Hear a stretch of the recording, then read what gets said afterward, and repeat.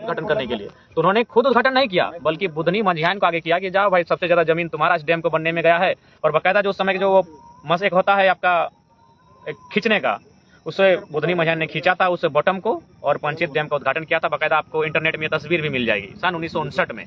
यानी पंचेत डैम को बनने में बुधनी मंझियान का अपार जमीन चला गया, और आज उनका देहांत हो गया, उनका निधन हो गया। और ये स्वाभाविक है, आज चर्चा में वही लोग रहते हैं जिन पर लोग खर्चा करते हैं। ऐसे जमींदाता भूदाता को भला कौन याद करता है? जिस शख्स को पंडित नेहरू याद करते थे, जिस शख्स को राजीव गांधी मतलब खोजबीन करते थे कि बुधनी मंझियान कहाँ है, उसका परिवार कहाँ है, आज कोई सरकार चाहे स्थानीय विधायक सांसद कोई सुधि लेने नहीं आए। जबकि आप अगर पंचेत डैम को जानते हैं तो आप बुधनी मंझियान को भी आपको जानना होगा, क्योंकि इस डैम में एक बहुत बड़ा हिस्सा सिर्फ अकेले बुधनी मंझियान का है। उसके अलावा बहुत सारे विस्थापितों का है, लेकिन बुधनी मंझियान का नाम चर्चा में इसलिए था, आज इंटरनेट में उनकी फोटो मिल जाएगी, वो पंडित जवाहरलाल नेहरू के साथ। बकायदा पंडित नेहरू ने नहीं, बुधनी मंझियान ने उस समय डैम का जो बॉटम था उसे खींचकर उद्घाटन करने का काम किया था, एक साधारण महिला ने। क्यों? उसका जमीन गया था। और उसी क्रम में उनको उनके परिवार से मिलने के लिए हम लोग आए, और आने के बाद हम लोग सबसे पहला काम किया, अपने लेटर के माध्यम से हम लोग इस चीज को हम लोग जो परियोजना के प्रमुख हैं उनसे मांग करेंगे कि पंचायत में किसी एक सड़क का नाम बुधनी मंझियान सड़क नाम रखा जाए, और उनकी कहीं एक प्रतिमा लगे। अरे देश में तो नेताओं की बहुत प्रतिमाएं लगती हैं, बड़े बड़े लोगों की प्रतिमाएं लगती हैं, लेकिन अगर प्रतिमाओं के हकदार कोई है तो वो विस्थापित और रैयत भी हैं।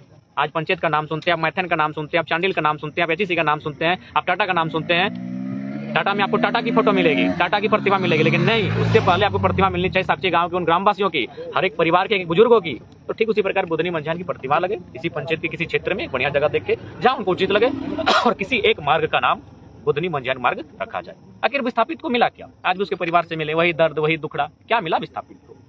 तो कम से कम मरने के बाद, मरणोपरांत कम से कम उसके नाम का एक सड़क मार्ग का तो नाम रखा जाए, उसके नाम का कहीं प्रतिमा तो स्थापित किया जाए। तो ये हम लोग मांग करते हैं आपके चैनल के माध्यम से, और हम लोग लेटर के माध्यम से भी परियोजना के जो प्रमुख हैं उनको अपना लेटर लिख चुके हैं, और यही इसी सिलसिले में आना हुआ।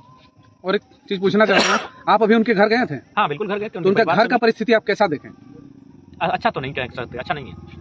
उनके पास एक बॉन्ड पेपर था, इससे पहले हम लोग 1 महीना पहले उनसे मिल चुके हैं, और भी प्रेस वाले थे मेरे साथ में, जिसमें देखा गया था जो पेपर में लिखा हुआ था साफ तौर पर, जब 60 वर्ष उनका अगर पार हो जाएगा उसके बाद भी आजीवन उनका एक जो पेमेंट है डीवीसी की तरफ से उनको मिलता रहेगा। लेकिन वो चीज जो था वो उनको नहीं मिल रहा था, जिसके कारण आप उसका अगर घर गए तो उसका घर में देखे होंगे साइड में एक पेड़ गिर गया था, जिसके कारण जो एक साइड था उसका घर का वो पूरी क्षतिग्रस्त हो गया था, उसका भी रिपेयरिंग नहीं करवाया गया था। पहले से कहा जो विस्थापित की पीड़ा होती है, एक तो जमीन जगह खत्म करके उसको सरकार के लोग सरकारी योजनाएं खत्म करती हैं, उसके बाद आज पंचायत में वे लोग धनी हो गए जिनका एक बित्ता जमीन नहीं गया था। तो ये पीड़ा का विषय है, सरकार को ऐसे लोगों को प्रोत्साहन करना चाहिए जिन लोगों ने अपने सारा कुछ खो दिया है योजनाओं के लिए, परियोजनाओं के लिए। धन्यवाद। धन्यवाद।